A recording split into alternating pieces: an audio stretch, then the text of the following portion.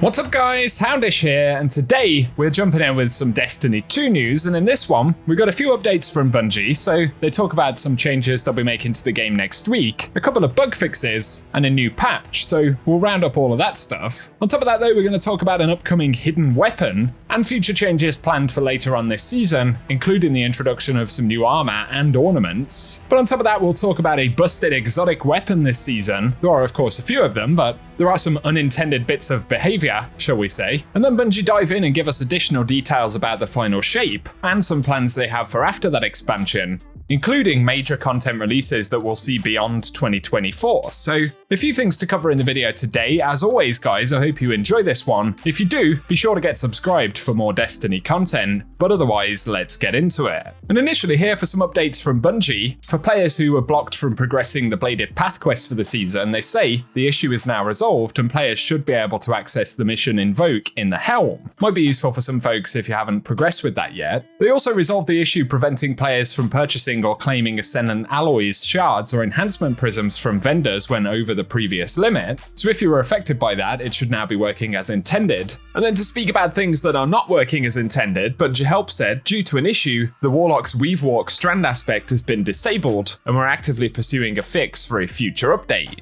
So unfortunately, due to some problems over the past few days, that one will no longer be available. But there are some new game updates coming up very soon, and we'll talk about that in a moment. And they also said, due to an issue, we've removed Rift from the Crucible competitive playlist, and it can still be played through the dedicated node in the Crucible menu. Not sure why they took it away. I thought it was actually not supposed to be in the rotation this season at all. Maybe that's why, but it has been updated. And they also say they deployed a fix to change the matchmaking in the Relic Crucible Labs game mode to be connection-based, and due to a bug, it initially launched with skill-based matchmaking. Glad to see that one's fixed. Skill-based matchmaking and relics in essentially a mayhem mode seems kind of unusual, but it wasn't intended, so it's been sorted out. And an important one for next week, it looks like we'll probably get a small patch at least in the next week, and they say a temporary fix to re-enable loadouts is targeted to be released next week. And so we'll get the general loadout function back, but they do say it won't pull items from the vault, which is why it's a temporary fix, as there is an additional layer that they'll have to fix at a later date.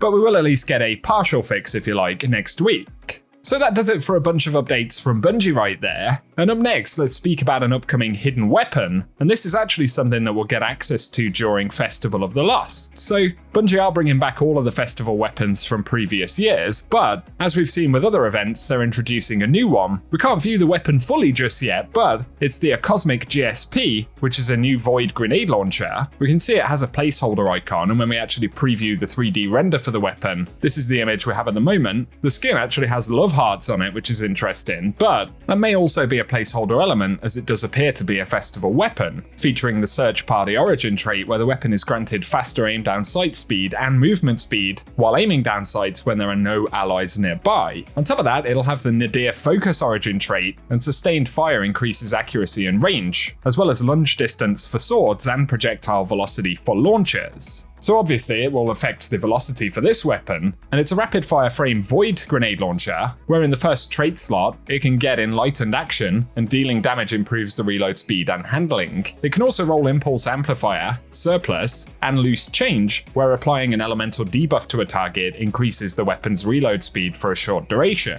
Then it will also get Clown Cartridge, Field Prep, and Quick Draw in the first trait slot, with the second trait slot able to roll Repulsor Brace, Cascade Point, Explosive Light, Wellspring, Collective Action, where collecting elemental pickups or throwing a Strand Tangle grants a stacking period of increased damage. Then there is additionally Destabilizing Rounds, which will be pretty nice, as well as High Ground, which gains a bonus to damage when attacking targets from a higher ground. So it'd be nice to get a Destabilizing Rounds heavy launcher, but of course it can also get Explosive Light, which is good, and things like Enlightened Action, Impulse Amplifier, Clown Cartridge or Field Prep with those could make for some interesting pairings. So that's a new Festival of the Lost weapon for this year, but we will additionally see the return of the Macabre Sniper and Jurassic Green Pulse Rifle. So give us any thoughts you have about that. Also later on this season though, Bungie have announced that they're planning on bringing back a selection of cosmetic items from previous seasons to the Eververse store for players who missed out on acquiring them, and they'll start out with a handful of items from Season of the Worthy. So this will be a new Eververse store option called Seasonal Flashbacks, available during weeks 4, 5, and 6. But in the future, other items may return as well. They don't say what currencies those will be available for. Probably they're going to be silver items. Although you never know, there might be bright dust options there as well. But something else worth clarifying once again here is the new Eververse armor set that Bungie have said will move to ritual activities. Destiny Bulletin shared an image of it, as we can see. And so these should be dropping from Crucible, Vanguard, and Gambit later on in the season. They haven't actually been introduced into the game yet, but they'll arrive at a later date. We don't know the specific date that they'll come, but I'm sure Bungie will give us further information about that later in the season. Some other useful clarifications here though, and Grandmaster Nightfalls will be launching on September 12th of this season. Bungie had previously announced the dates incorrectly, but September 12th will be the launch date for GMs. Also something here related to Zavala, and of course in the community a while back there was a Zavala rock meme. Some of you folks may have seen that online, but Bungie have actually added it as a ghost projection, which can be unlocked at Vanguard rank 13. So if you fancy an interesting ghost projection there, you can grab that by leveling up with Vanguard. Something interesting to mention here though, and the pre-order bonus for the final shape, the exotic weapon Tessellation, is currently actually busted, and as Cheese Forever originally shared in a video, it's possible to get the weapon to continuously activate its heavier attack. And to do this, you have to be on a Stormcaller Warlock. You essentially consume your grenade to activate the heavy round, and then after activating it, you switch your grenade out to a different one, and it allows the weapon to permanently be reloaded with that heavy shot. So a little bit broken right there, as the damage from that shot is higher than rocket launchers are in the game. You still have to do the long reload between each round, but the weapon essentially forgets that it requires full grenade energy and allows you to repeatedly do it, which is somewhat broken. So I'll link Cheese Forever's video down below if you want to check it out in more detail, but quite possibly Tessellation will be disabled before the raid, unless of course Bungie have a way to add a fix for that weapon. So share your thoughts about it down below, but a couple of final shape and beyond items right here, and Crocs with Socks shared to Reddit here from the additional showcase commentary at the end of the showcase the other day, that it's only natural that when you're going to confront the witness in the final shape, that will actually happen in the raid. So a bit of a raid tease there, but they said that might not be enough, and this is a moment where we need to rally all Guardians to be able to overcome the final shape and the witness. And there were some leaks that suggested there would be a sort of 12-man match-made activity to sort of finish the story for the final shape, so possibly that will be some kind of post-raid content to go live in that expansion. Either way, some pretty interesting wording from Bungie. And in terms of the game following the final shape, of course Bungie announced various episodes that'll launch next year, but the Destiny 2 team did add D2 will continue after the final shape and the 3 episodes announced today. Over the past 5 years, we've been driving toward the culmination of the Light and Darkness saga, which is a crucial moment in the Destiny universe, but is far from the last big story we will tell. The D2 team is deeply committed to this world and community, and it's an exciting time as we look beyond the story of the Light and Darkness saga to where we go from here.